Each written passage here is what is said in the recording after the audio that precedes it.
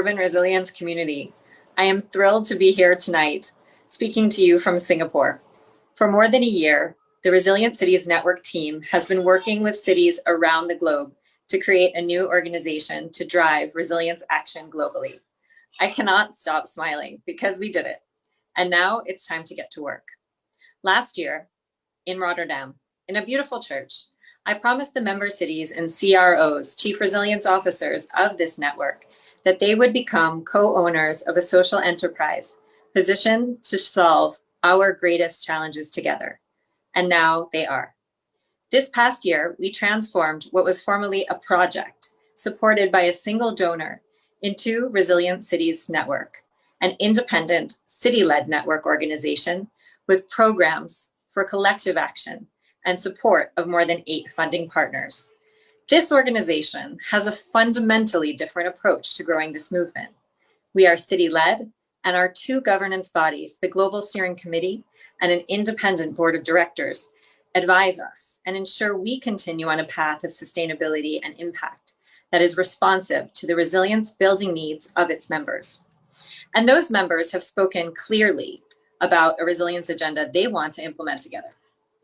The practice of holistic resilience, place-based, and focused on addressing shocks and stresses, this remains the glue that holds this network of resilient cities together. And with this overarching practice, the network will set out to address 3 themes over the next 2 years. COVID-19 recovery, with a focus on equity. Climate, focusing on communities, water, and energy resilience. And circular economy, focusing on waste and water systems resilience. Perhaps what I'm most proud of is that today, building on the legacy of the Resilient Cities program, we've turned a new page. This network, and most importantly, its membership, are recognized as an incredible global asset. And in this profoundly humbling year, they are a force of stability, providing resilience knowledge and practice that are more critical than ever before. So tonight, I'm looking forward to introducing some of my closest partners in activating this network, the regional directors from all 5 Resilient Cities regions. I will be asking them to talk about what's happening in their region, some of the challenges and also opportunities that are emerging. It's our intention to inspire you, our partners, and the community of practitioners to get more involved and help us to continue to expand the practice of resilience in myriad ways. Before I turn it over to Lorianne to bring us the view from North America, I want to share a little bit more about our new structure. Our Global Steering Committee is comprised of 2 Chief Resilience Officers from each of our 5 regions, from Salvador and Brazil, from Belfast, from Houston, from Rotterdam, from San Francisco, Buenos Aires, Cape Town, Kigali, Pune, and from Christchurch. And many of their counterparts in other cities have helped rebuild this organization from the ground up. There are funders and partners who have stepped forward to work with this network. From the Temasek Foundation International, the Circulate Initiative, Oceans Conservancy, continued support from Rockefeller Foundation, the World Resources Institute, the World Bank, Resilience Shift, Visa, the Atlantic Council's Adrian Arsht Rockefeller Foundation Resilience Center, the Economic Development Board of Singapore. They are truly a diverse and resilient partner base for a diverse and resilient cities network. I also am excited to work with our incoming board of directors, some of whom are city leaders themselves, like Mayor Turner of Houston. I'm so happy that they are joining us in this mission. And now I want to open the floor and have a conversation with our regional directors. Here's Lorianne Farrell.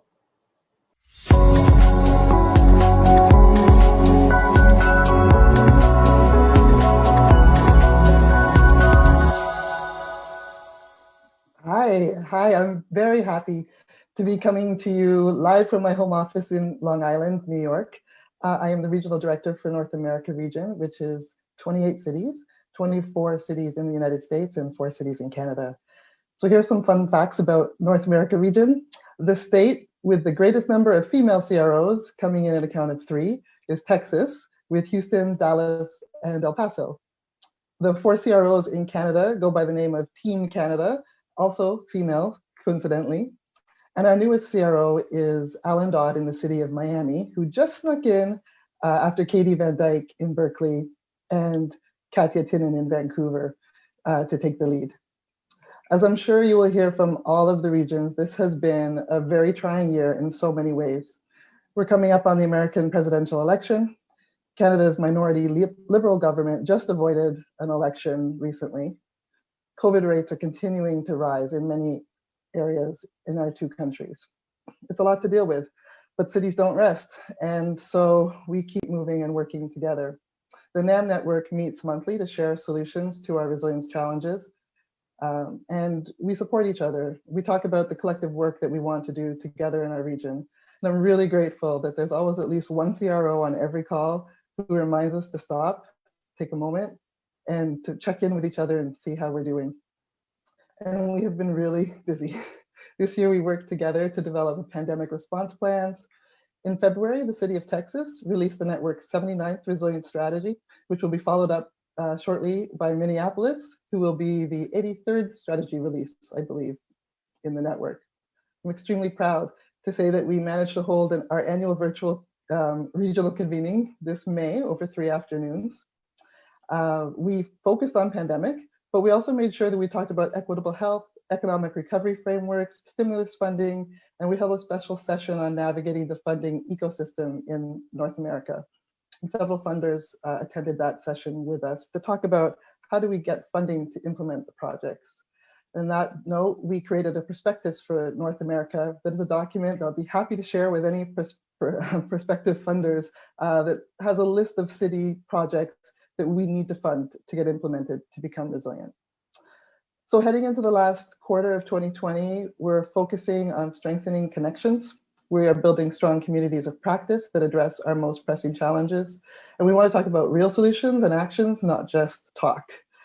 And we're starting with a community of practice on racial equity. On top of all this, we have cities dealing with the largest wildfires on record. We have cities that are preparing for the most active hurricane season on record. And we know that cities will need to be ready for more protests, more calls for action, because Black people are still being killed in our streets. And the effects of anti-Black racist policies are still being felt in deep oppressive ways in our communities. We are ready to do the work together. In fact, if you haven't read it already, please check out the recent article by Ron Harris in Minneapolis and Stuart Sarkozy-Banassi entitled "No Equity, No Resilience." It's on Medium, and I believe it's on our website. It's a great example of the work that this network can produce together.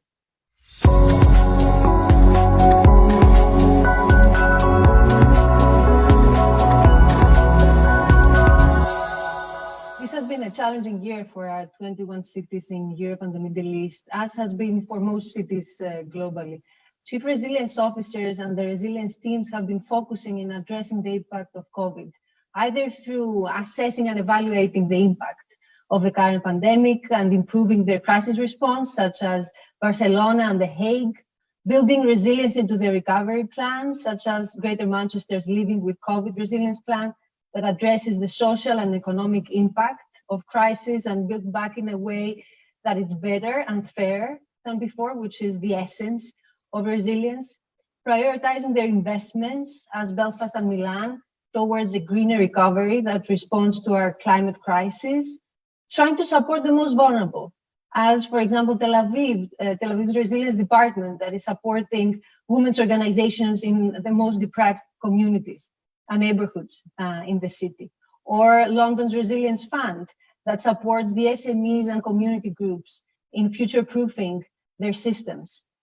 But also continue building the resilience programs and projects, such as the Paris Oasis Schoolyard that actually is now being implemented in Milan, or Rotterdam's first resilient neighborhood, Botu, that addresses at the same time issues around migration, equity, poverty, while responding to the climate change through a very kind of people-centered methodology that empowers foremost the community of the neighborhood itself.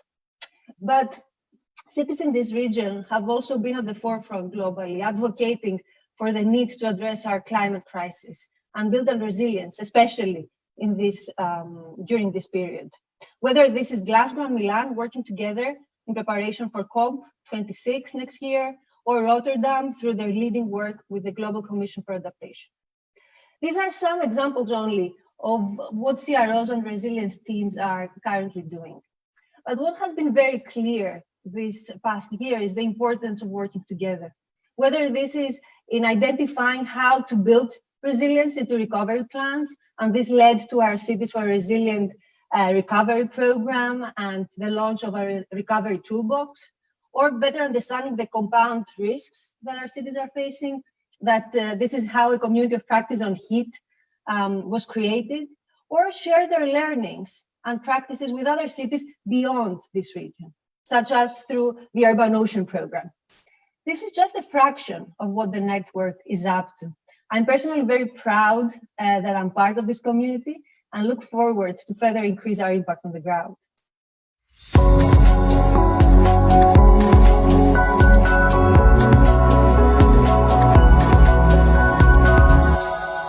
Hi, everybody. I'm sitting in Singapore.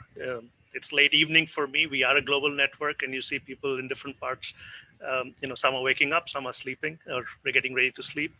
I'm incredibly proud to be part of this region. I think we all recognize Asia Pacific as one of the most diverse regions, and in our network, we are working with 11 cities in 11 countries, cities in India, cities in China, cities in Indonesia, in South Korea, Australia, etc. And that not only represents a variety in terms of the cities that we're dealing with, but also in terms of languages. We're dealing with cities like Jakarta and Seoul that are some of the largest cities in the world. They're part of our network. We've got smaller cities like Melaka, which is an incredibly small historic gem in Malaysia. We're dealing with Dayang and Christchurch. We've got cities that are incredibly affluent, Singapore being one of them. We've got cities that are quite low income, Mandalay in Myanmar being one of them. So what that means is we have a variety of issues that we deal with. Some are common to the cities and some are not. So resilience in this region, we've got issues of rapid urbanization. The city of Surat is one of the fastest urbanizing cities in the world. We also have cities that have either stable or declining population. For example, in Kyoto, in Japan. Resilience challenges in this region, you can name a resilience challenge and this region faces it. We've got cities that are, stressed from natural hazards, earthquakes, flooding is quite common. We've got socioeconomic vulnerabilities, lack of affordable housing, aging infrastructure. And then we are quite vulnerable to climate change. A lot of the existing stresses, are at increased risk from climate change, whether that be coastal flooding, whether that be sea level rise, whether that be urban heat. By some accounts, this is the region that is the most at risk, where people are at most risk from climate change. What have we been doing as a network? I think in that context of the diversity of the region, I just want to articulate that we've been working quite closely with these cities in the region. We've got nearly all of them have resilience strategies that not only articulate their greatest resilience challenges, but also have identified pathways to address those challenges. We've been building successful partnerships. I'm really, really proud that in this region, we've been able to get some very good partners to address a lot of resilience challenges in the cities. And these are important because a lot of this relates to financing or capacity challenges that cities might be facing. I'll highlight 3 partnerships just to sort of, talk about how we are working with partners. Lena mentioned the Urban Ocean program that we're running with 2 partners, the Ocean Conservancy and the Circular Initiative. We've got 9 cities across the globe participating in what's really a capacity building and accelerator program to champion circular economy principles. Why is it important? Because we've got a lot of plastic in the ocean, and cities are contributing to that problem. And hence we are working with partners and cities to see, can we do something about waste management and promoting circular economy?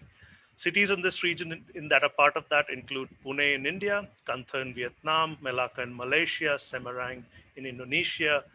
And then we've got cities like Toyama and Christchurch that are doing quite well in terms of how they handle their waste management, and they're bringing their learnings into this partnership. Another program that I'm quite proud of is, we've been working very closely with the Indian government.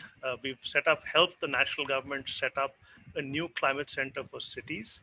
This is under the guidance of the Ministry of Housing and Urban Affairs. We are a city-led network, but we do try to also work in some countries at the national level because of the potential for scale. Through this climate center, we are helping the climate center look at methodologies, frameworks, capacity building, which will start to address climate risks in about 139 cities in India. These are some of the largest cities, these are state capitals, etc. So we are part of that coalition, we are part of that alliance. This is really building on a 2-year engagement that we've had with the National Institute of Urban Affairs in Delhi, where we set up an urban resilience unit that has then progressed to become the climate center for cities. The third example I want to give really is with a private foundation. We're working with City Foundation. We've jointly developed a program bringing private sector and SMEs into helping look at resilience solutions. We've started this recently. We've already started working in Jakarta and Sydney, and we are planning to extend that to 8 additional cities. So I just want to highlight that, as a network, we are trying to bring partners who are looking to solve problems in cities, and we are doing that through bringing multiple cities together. That doesn't mean that our cities are not doing things on their own as well. We've had this whole week, last couple of weeks, you've heard from several of our regions and cities that are doing incredible resilience solutions and projects. And one of them is from Wellington, where they've been building critical water infrastructure so that there's an emergency supply for about 100 days if something happens to their water supply during an earthquake. That's just an example for other cities to learn from. We're working with another partner, building urban horticulture in Chennai. Now, the COVID has really brought out a lot of challenges and vulnerabilities in cities. In Chennai, food security is a challenge. And during the current crisis, we've had through our influence and partners' influence, such as the Adrian Nash Rockefeller Foundation Resilience Center, that is a partner organization, we've been supporting feeding migrant population that is actually getting into a more structured program related to urban horticulture. Again, an example that can be replicated to other places. I'll stop there. I think I just want to articulate or highlight that cities in this region are going to be investing incredible amount of funds in infrastructure.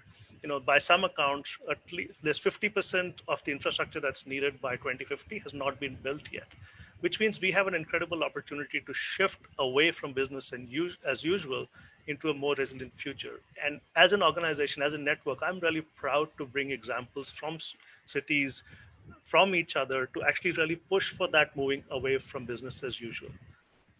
Thank you.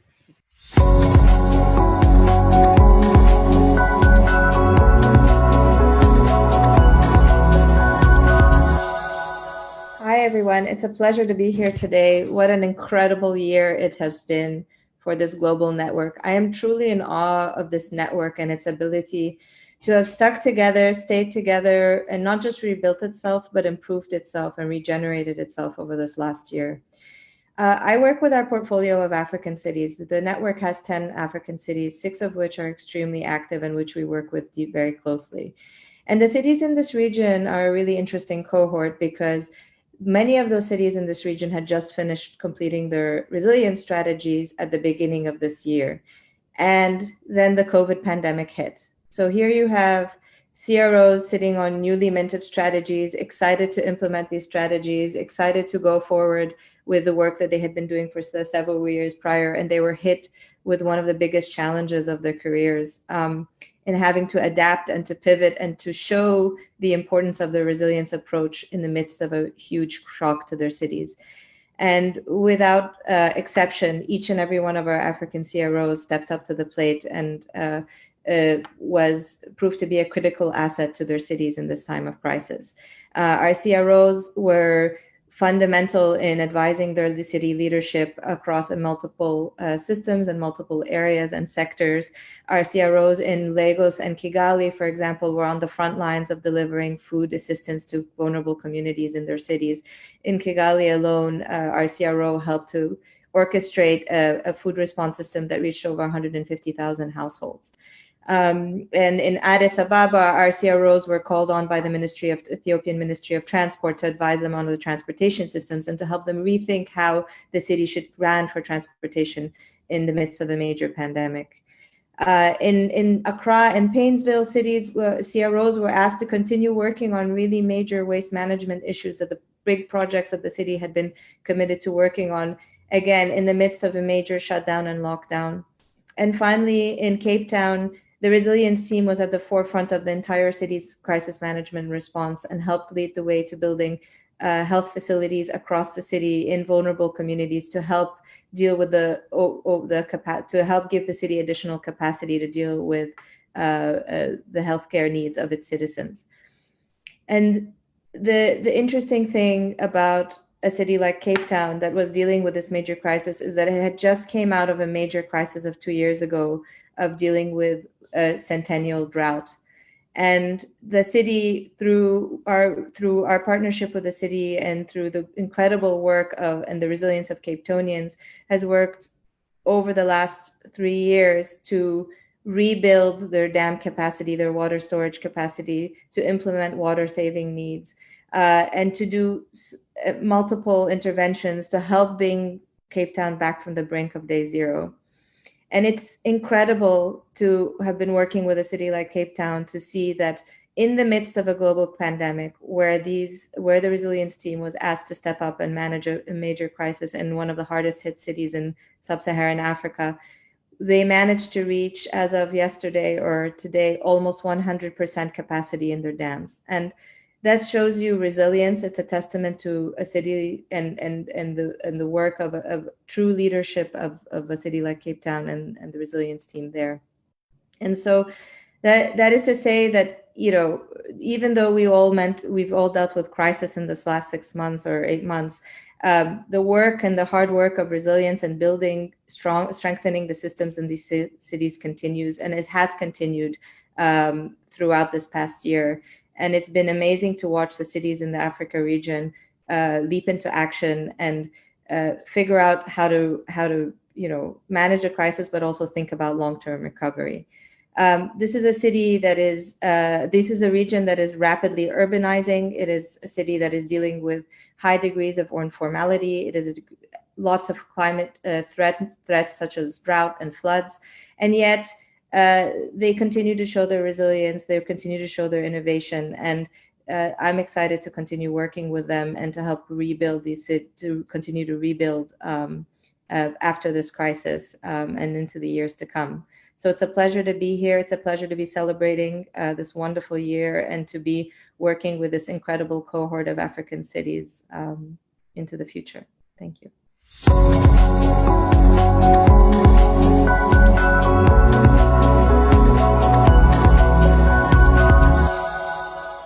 Hola desde la Ciudad de México. Hello from Mexico City, from beautiful Mexico City. This year has been a very challenging year, 2020, for all of us. And Latin America has not been the exception. Latin America, in relation to its population, it's one of the most urbanized regions in the world. We have 600 million inhabitants. We have 85% of them living in cities, and more than 55 cities with more than 1 million inhabitants. But Latin America, contrastingly, is also one of the most unequal regions in the world. And when we look at the numbers, it's very sad to see that still today, 25% of that urban population is living in informality, in slums, in weak housing. And out of those, 77% still do not have appropriate sanitation. So in our continent, resilience is not an option. Resilience is the only way to construct a brighter future. We have been working in the Global Resilient Cities Network for 5 years in the region, and we are very proud to have 15 very active cities with 15 published resilience strategies and 15 very important and active chief resilient officers. This goes from the very north in Ciudad Juárez, in the border of the United States, a city with a big problem related to migration historically, all the way down to Buenos Aires and Montevideo in the South Cone. This year has been a transitional year for us, but we have set the basis for a very, very promising future. And when I mean the basis for that, I mean that we have strengthened our partnerships, we have strengthened our institutionality within the municipalities, and now we are ready to start showing impact. And our cities are not waiting. We have already seen this week how the city of Montevideo published its first integral risk reduction master plan, which is one of the most ambitious and modern documents of policy to save and improve the lives of the most vulnerable populations that are affected by climate change. We are seeing how Mexico City is building the amazing Parque Cuitláhuac, on 145-hectare public space that is not only designed for the enjoyment of families as a public space, but that has circular economy, recycling, and water treatment within its own mission. We are seeing how Quito in Ecuador has launched a resilient food security program, bring food to the most vulnerable in the most needed moments. And also we have worked with partners across the world. We have mentioned the Urban Ocean, our program with the Ocean Conservancy, where we're going to help Panama City to get those plastics out of their water courses. So Latin America is really looking at resilience as a way to change the scene. We can no longer continue having this incredible inequality in our urban spaces. And to do that, we're not going to do it alone. Resilient Cities Network is a network not only of cities and individuals and practitioners and CROs, it's a big, big, big family of people who believe in the urban future. In our region, we have amazing partners like CAF, the Latin American Development Bank, with whom we have been doing a very curated and a specific work on COVID response. We are working also with communications partners like La Network, which is a very modern initiative of young people who are bringing the new social media to the scene on urban issues. We also have signed an agreement with Mercociudades, the most important city network in the region. And we are also strengthening our partnership with Fundación Avina to work on urban resilience and small and medium-sized exercises. Our latest news is that we will be working on how the digital economy is being affected by COVID and how the cities in the future, how the digital economy is being, we're going to be working with the topic of digital economy and how this is going to change the future in relation to how COVID has changed economic transactions online. This we're doing with Visa, our newest partner. And we're very excited to see that the Resilient Cities Network has attracted the attention of many other cities that are still not our members. We have received interest and requests to become members from important cities in Brazil, Argentina, Colombia, Peru, Bolivia that are not our members yet. And hopefully we will expand and bring a new, bigger family to the Resilient Cities Network, not only in Latin America, but worldwide. Bye, everybody. Bye. Thank you for listening to us. Bye. Bye. Thank you. Bye. And stay Good night in from Singapore. touch. Good night. Good Good night. morning. Ciao.